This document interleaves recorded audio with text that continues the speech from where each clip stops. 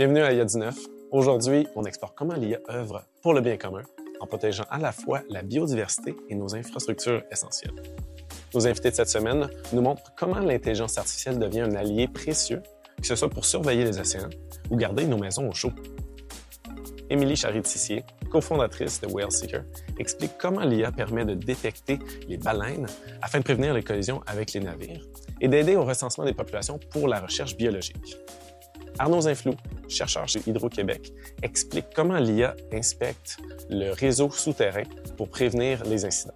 Cet épisode met en lumière une même technologie appliquée à deux contextes: la détection visuelle pour surveiller la faune marine et inspecter nos infrastructures. Bonne écoute!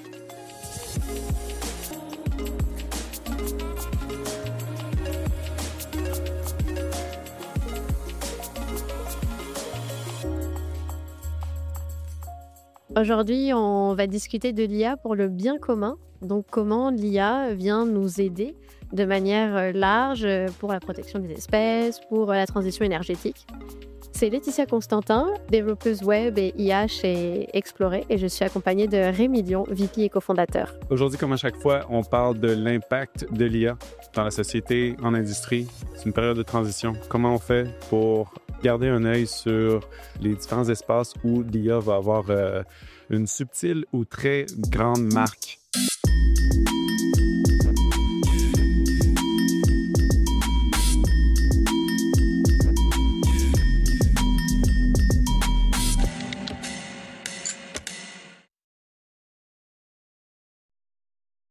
Donc, on va commencer directement par les présentations. Émilie, alors ce qui est drôle, c'est que moi, j'avais découvert Whale Seeker en 2021.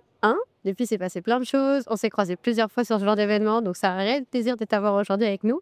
Moi aussi, Laetitia. Whale Seeker, à la base, c'était pour détecter les baleines, pour éviter les accidents avec les bateaux et recenser leur nombre pour des aspects biologiques. Comment est venue cette idée-là? Alors, cette idée est venue parce que j'ai épousé un biologiste marin. Et moi, je suis écologiste et j'adore vraiment l'aspect de déchiffrer des grosses bases de données puis de comprendre les données plus complexes. Et donc, pendant mon congé maternité, j'ai eu l'opportunité de travailler avec mon mari, donc Bertrand Charry, pour mieux comprendre l'habitat critique des narvals dans un archipel de l'Arctique canadienne. Et puis, parmi cette zone, est-ce qu'il y avait des endroits qui méritaient plus de protection ou plus de surveillance?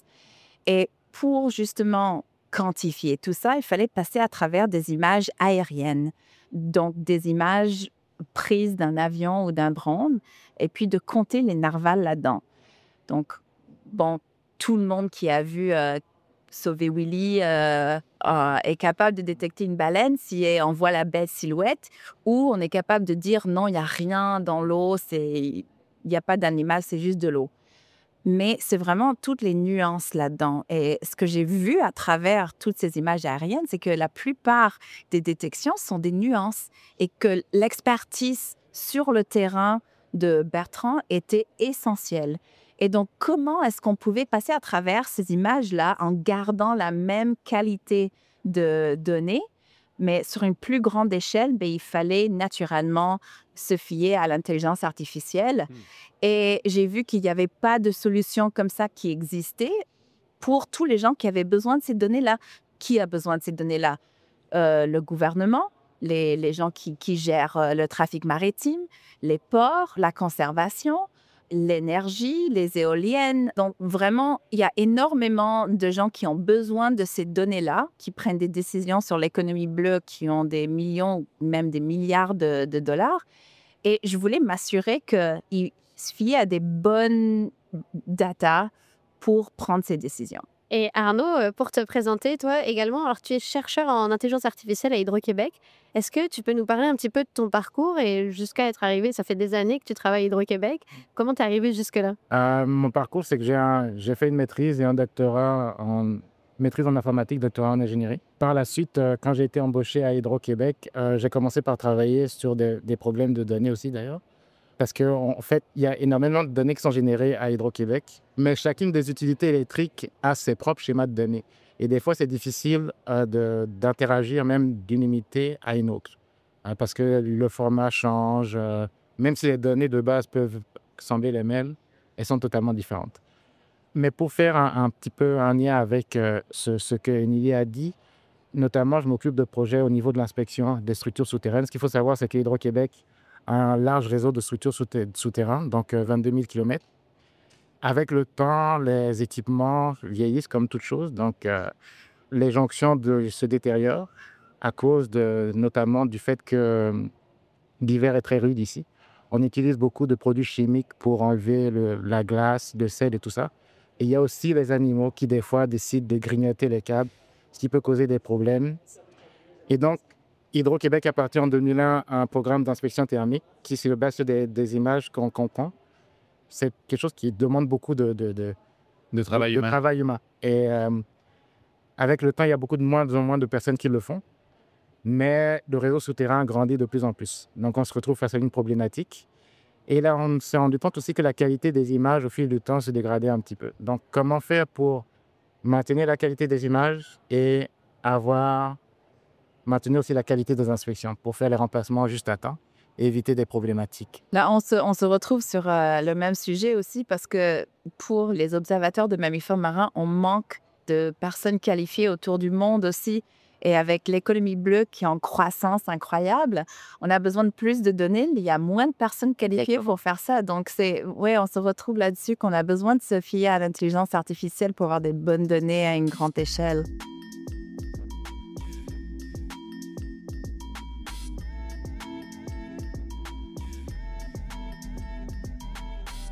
Je suis curieux, là on parle de main-d'œuvre qualifiée.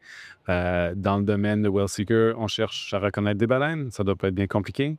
Dans le domaine de Hydro-Québec, qu'est-ce qu'on cherche à reconnaître? C'est de la corrosion?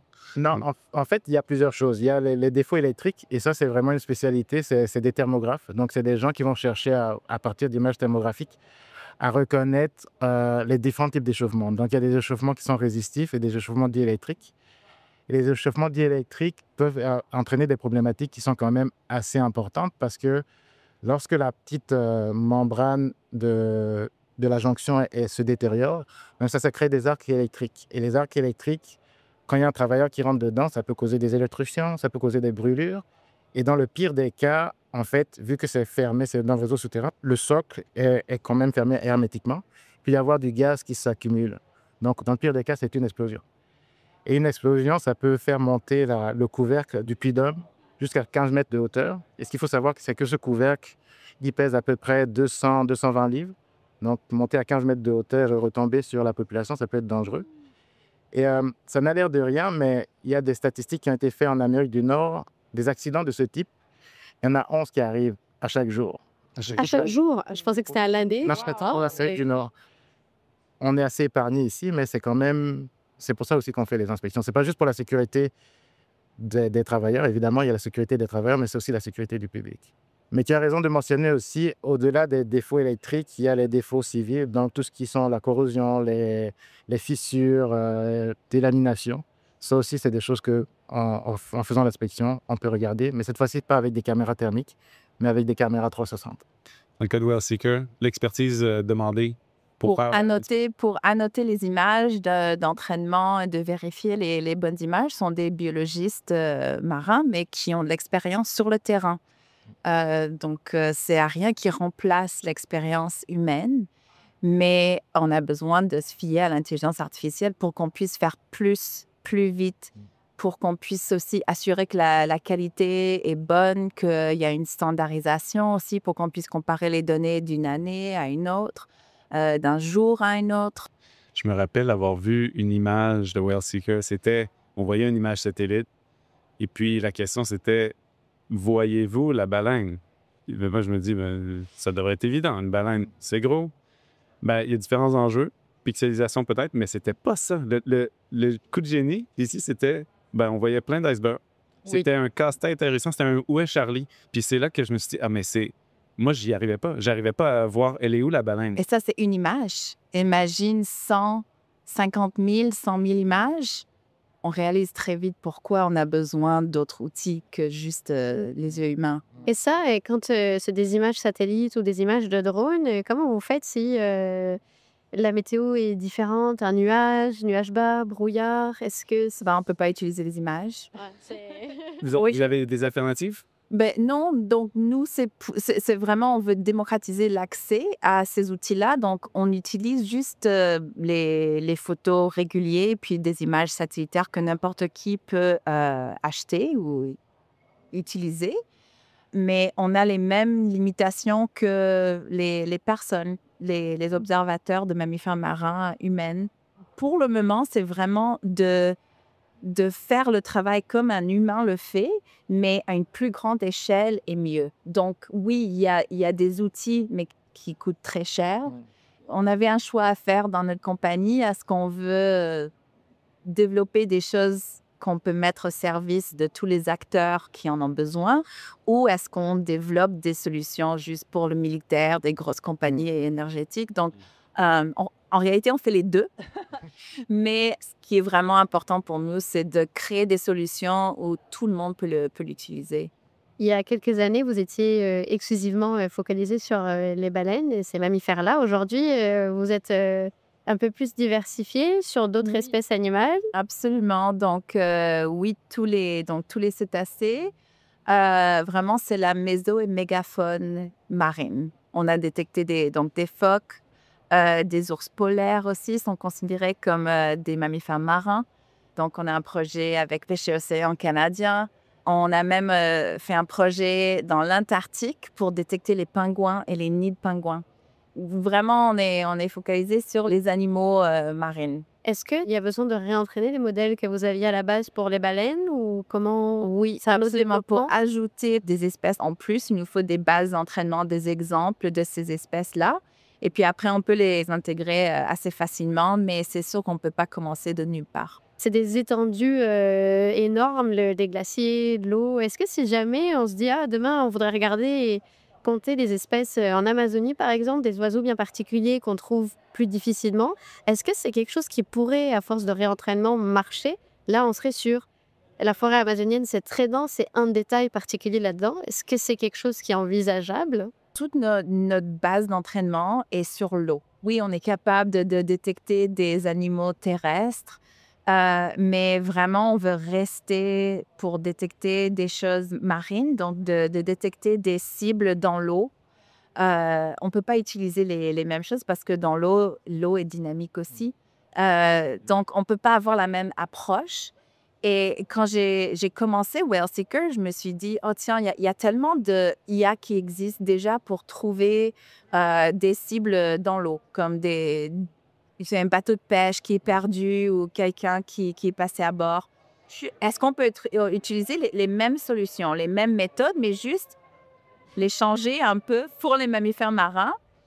Et en réalité, non. Fallait qu'on change parce que la façon que les gens ont créé leurs algorithmes, c'était pour trouver l'eau et ils enlevaient l'eau des images par la suite et tout ce qui restait était leur cible. Mais pour nous, on cherche pas tout, on cherche vraiment une espèce et donc il fallait qu'on trouve une autre approche. Là, tu nous as donné des pistes. OK, on veut reconnaître des animaux. On a de la faune, méso et mégafaune. OK. Puis ensuite, tu nous as dit énergie et militaire. Quel est le lien? Quel est le lien entre faune et industrie? Qui sont vos clients? Ah oui. Puis comment ça vient impacter finalement monsieur, madame, tout le monde? Pour tout ce qui est énergie, par exemple, transition énergétique, nous, on deal beaucoup avec tout ce qui est les éoliennes en mer. Donc, les parcs éoliennes, on a besoin de faire des études d'impact pour savoir si on construit des éoliennes à des certains endroits, qu'est-ce que ça va avoir comme impact sur la biodiversité. Et pour faire ça, il faut des données qui sont standardisées, quantifiables, pour qu'on puisse suivre ça au fil des années. Le militaire aussi est obligé de respecter beaucoup des mêmes lois que les citoyens et de ne pas nuire aux mammifères marins. Donc, s'ils sont dans la région, ils font des des activités qui peuvent nuire aux mammifères marins, ils ont besoin de savoir s'ils sont là pour qu'ils puissent démarrer leurs activités. On parlait d'éoliennes et de transition énergétique.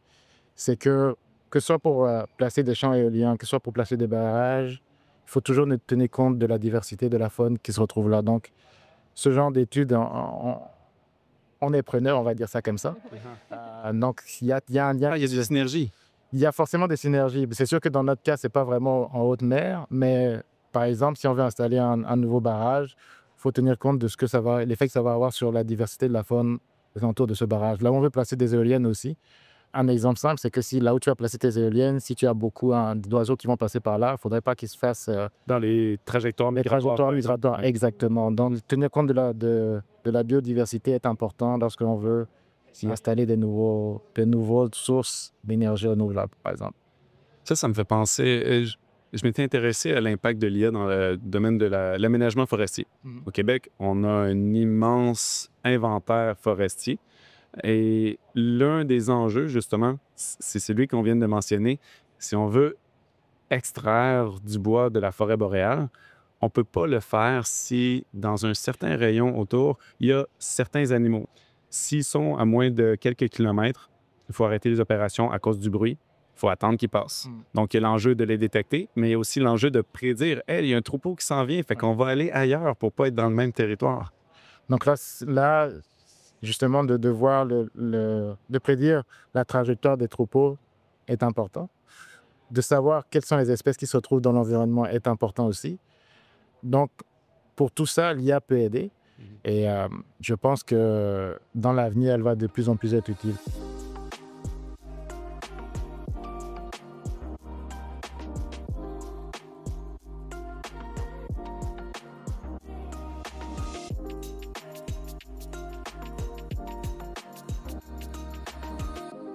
J'aimerais juste parler un peu des défis que vous avez et je me demandais, Hydro-Québec, est-ce qu'il y a des défis, toi, dans les projets sur lesquels tu travailles aujourd'hui, que tu vois, que tu dis, alors là, si c'était pas Hydro-Québec, on aurait été embêtés, mais ça passe mieux, ou alors, même si c'est Hydro-Québec, qui a une énorme structure, qui a beaucoup de moyens, de se dire, là, il y a quand même des limites et ça, c'est un défi. En fait, pour répondre à ta question, c'est que oui, en effet, le fait que Hydro-Québec soit une grosse structure, ça peut aider dans un certain sens. Mais c'est aussi un frein dans d'autres parce que pour faire entrer les nouvelles technologies comme l'IA, tu peux avoir certaines résistances au changement. Et puis, nous sommes dans un environnement qui est extrêmement régulé. Donc, l'explicabilité des méthodes est très importante parce que tu vas travailler avec des ingénieurs. Tu ne peux pas arriver pour dire ben, ça marche à 90%, mais je ne sais pas trop pourquoi ça marche. Ça ne va pas aller parce que quand ils vont devoir justifier ça, eux, quand ils signent, ils ont besoin d'être sûrs. Donc ça, c'est le fait que ce soit un environnement très régulé, ça amène certains défis, de très, très gros défis. L'autre chose aussi, c'est que le fait qu'on soit Hydro-Québec, on a quand même une certaine image à maintenir. Et par image, je veux dire, ce n'est pas juste le nom d'Hydro-Québec, c'est qu'on a la chance ici au Québec d'avoir une énergie qui est renouvelable. Cela étant dit, ça ne veut pas parce qu'on a une énergie qui est renouvelable qu'il faut en abuser. Donc, lorsqu'on veut mettre des nouveaux produits, des nouveaux algorithmes, des nouvelles méthodes d'intelligence artificielle, il faut quand même s'assurer d'avoir limité la quantité d'énergie qui a été faite. Ça, c'est quand même très important pour Hydro-Québec. Autrement dit, de montrer l'exemple, d'être responsable dans la manière dont on utilise l'énergie. Comment vous faites aujourd'hui pour vous dire, est-ce que là, ça vaut le coup d'entraîner mon modèle parce que ça va prendre tant de puissance et tant d'énergie et on veut être vert, donc est-ce qu'il n'y a pas d'autres alternatives? C'est des choses que vous étudiez? C'est ça qu'on regarde aussi, c'est qu'en fait, on voit l'intelligence artificielle comme un outil, parce que ce n'est pas forcément la principale mission d'Hydro-Québec. C'est un outil parmi d'autres. Cela veut dire que si on trouve quelque chose qui est plus efficient, on peut aller vers cet outil. Pas forcément quand il n'y a rien d'autre. Quand c'est l'intelligence artificielle qui est le meilleur outil, on va aller vers là. Et pour répondre directement à ta question, oui, on fait quand même des études pour voir combien ça a coûté au niveau de l'entraînement, mais aussi de faire des études de vieillissement du modèle pour se dire, si c'est un modèle, oui, il est efficace, mais il faut le rentraîner tous les jours. Peut-être qu'il faut chercher une autre solution. Le fameux drift. Exactement, les drifts. Donc, on essaie de faire des études quand il y a une approche qui a été développée pour s'assurer qu'on l'utilise le mieux possible. On n'y arrive pas forcément toujours de manière parfaite, mais on fait de notre mieux. Pour le bénéfice de tous, le drift dans l'apprentissage modèle, c'est que les données peuvent changer au fil du temps, des données qui sont pertinentes pour prendre une décision. Il existe différents types de drift. Dans ce cas-ci, on veut s'assurer que le modèle demeure fiable. J'imagine qu'il y a des enjeux similaires aussi. Oui, absolument. Absolument. Mais il y a une problématique que Whale Seeker a. Je me demande, Arnaud, aussi, c'est la même chose. Peut-être dans les équipes de Hydro-Québec, mais aussi au peuple ou avec vos collaborateurs, c'est l'éducation. C'est que les gens pensent que l'intelligence artificielle, c'est la baguette magique, ça peut tout faire et du coup, je peux trouver une solution gratuite sur Internet qui va me faire la même chose. J'ai pas envie de payer pour ça. Ou c'est l'inverse, c'est Robocop, ça va prendre mon travail, ça va prendre mon identité, ça va ruiner ma vie. Et pour nous, c'est beaucoup d'expliquer qu'est-ce que l'intelligence artificielle peut faire, dans quelle solution est-ce qu'il faut l'utiliser ou est-ce qu'il y a d'autres solutions, comme tu disais. On n'a pas besoin de jeter l'intelligence artificielle sur tous les problèmes. Pour nous, c'est vraiment de parler avec nos clients, avec nos collaborateurs, de dire est-ce que c'est la bonne solution pour vous ou est-ce que vous pouvez faire ça autrement? Oui, on vit la même chose et en effet, il y a beaucoup de communication qu'il faut faire, beaucoup d'éducation. Surtout qu'Hydro-Québec est quand même une grosse boîte avec différentes expertises, différents corps de métier, donc il y a beaucoup d'explications. Mais je dirais quand même que ça se passe quand même très bien parce que une fois que c'est expliqué, les gens comprennent et puis ils ne le voient pas forcément comme une panacée, mais plutôt comme un outil dans le coffre à outils de ce qu'ils pourraient utiliser. Merci beaucoup Arnaud et Émilie d'être venus, d'avoir partagé votre expérience. Merci beaucoup de nous avoir écoutés également. N'hésitez pas à nous suivre sur notre page LinkedIn ou sur notre site internet explore.ai pour rester connectés sur ce qui va sortir pour les prochains épisodes. C'était Il y a du neuf. Merci beaucoup. À bientôt. Merci. Merci. Merci. Merci à vous.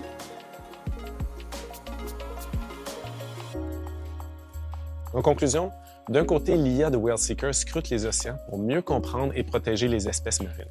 De l'autre, chez Hydro-Québec, elle veille sous nos pieds, détectant les failles invisibles pour prévenir les catastrophes. Deux applications très différentes, mais un même objectif: utiliser l'IA pour un avenir plus sûr et plus durable.